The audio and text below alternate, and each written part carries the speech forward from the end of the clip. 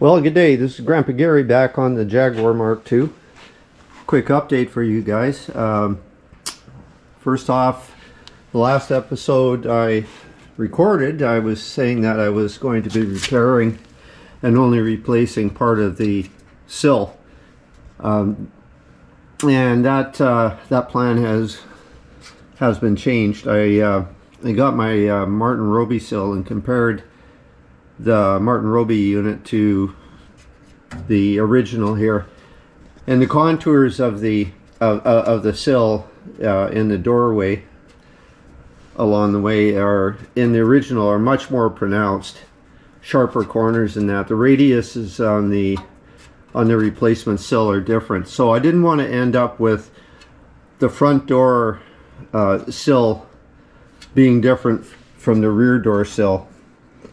And after looking and moving more rust away and some paint and that underneath here, I've decided that I'm going to be knocking off all the spot welds along the way here and disattach and remove the original sill and replace the sill completely, the outer sill. So I have to drill out spot welds here on the A-pillar area, as well as the back.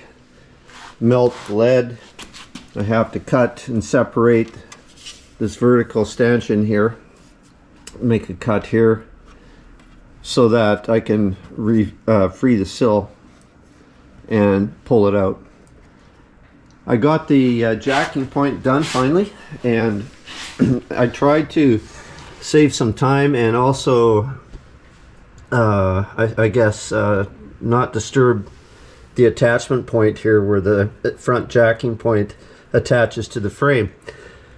The original jacking point was fractured right here, and so what I ended up doing, I had a brand new complete Martin Roby jacking point for this area, and I decided that I would make a cut and weld part of the replace the original piece that had broken with the new piece and weld it in. Well, anyway, that idea was not a very good one in the end. I wouldn't do that again. I would replace the whole unit. I didn't want to disturb the connections to the frame. Everything looked real solid. It's dirty with grease and oil from the engine and the transmission over the years. Anyway, that's all done though. I got it done. I had to make a brace, well, not a brace, but a unit to tie the new section to the old section of the jacking point, and it's well connected in there. It's strong. Some of the welds aren't aesthetically pleasing, but very serviceable. So then we move into the cab, and I had to cut away part of the floor that was rusted out, and I'm going to just quickly position part of the floor pan that's going to be welded in and fitted in here. And there'll be a lap weld. This area here, there's going to be a gap. I'm going to have to fill that with new metal. I didn't realize that when I was removing this area in here was very badly rusted. So now I'm left with a gap that's going to be filled up over there. I have to move this patch forward slightly. It's hard to do with one hand here. And that I've had to rebuild the inner sill along here. I'll go back to the other side. This piece here, this been replaced. All of this was rust. Everything in here was rust. So I had to cut apart, take this piece out and this piece here to weld in a new piece of metal, which starts here, goes behind this part of the stanchion here, in here, and then it's welded in. And then today I welded in another section of this frame here. So tomorrow's plan is to basically fill this area in here with new metal, attach the jacking point upper structure to the new plate I'm going to weld in and reinforce. So there's going to be some new metal added there, as you can tell, obviously, and where required, I'll reinforce any new metal I put in will be extra strength, that's for sure. The metal I've chosen to fill in here and support the jacking point and attach this end of the jacking point to the inner sill is just a little bit heavier than 14 gauge metal. So it'll be good and strong when I'm done with it, and it'll be very almost identical to the passenger side.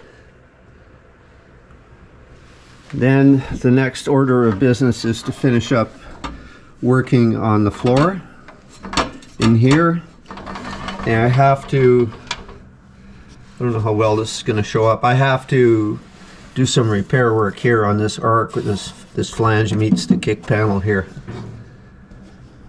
Once that's done, then I'm going to go around to the front of the kick panel and be welding. This piece here actually comes down and extends down here. This I had to cut out. There's rust in all kinds of odd places. I had to cut the cancer out and fill it in. Then I'm left with this challenging part here. There's a filler piece that comes in here and then contours down. It's the inner wheel well splash guard, I guess you could call it, and it's connects to this seam here that you see, and it comes down, it blocks this gap here that you see. It comes down and blocks this gap here and continues down this way, and then this is welded to that piece that's going to fit in here. You'll see.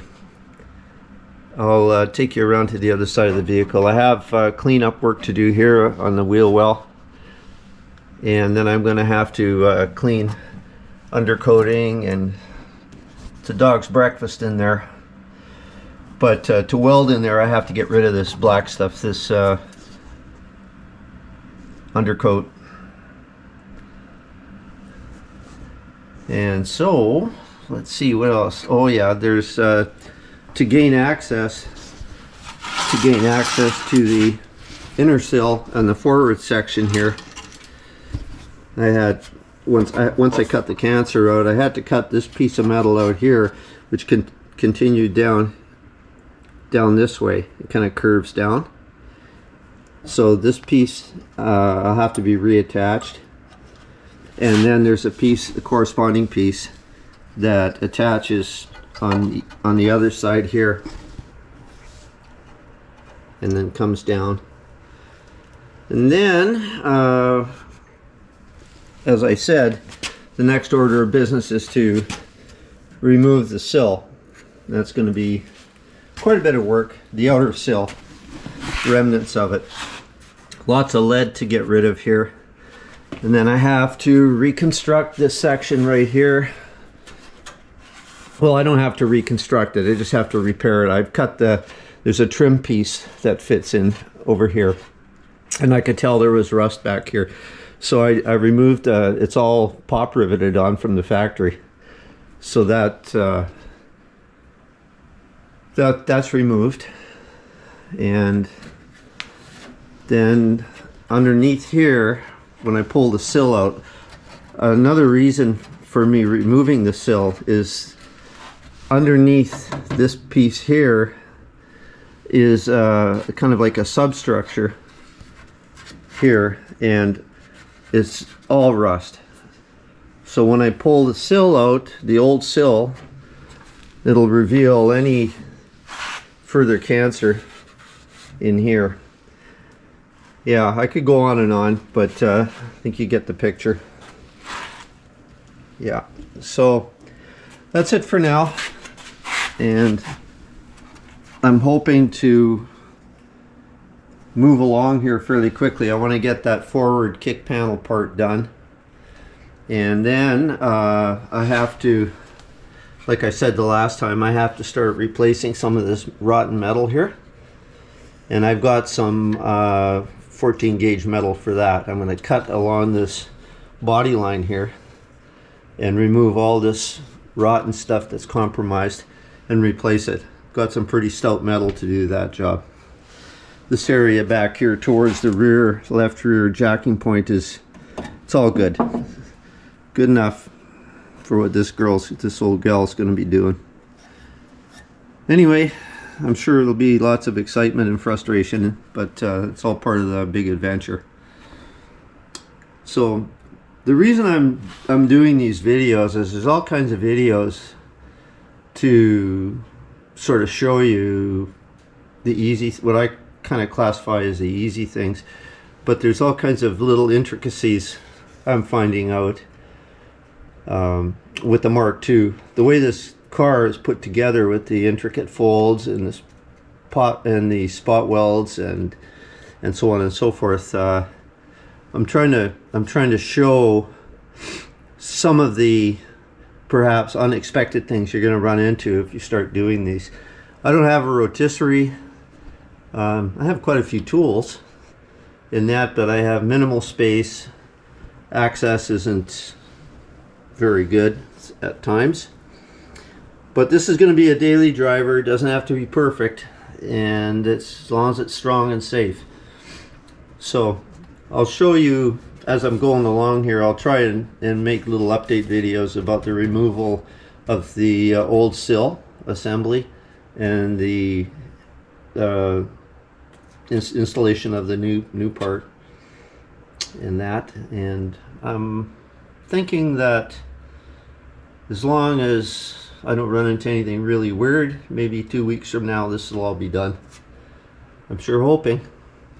Anyway, that's enough rambling for today. See you on the next video.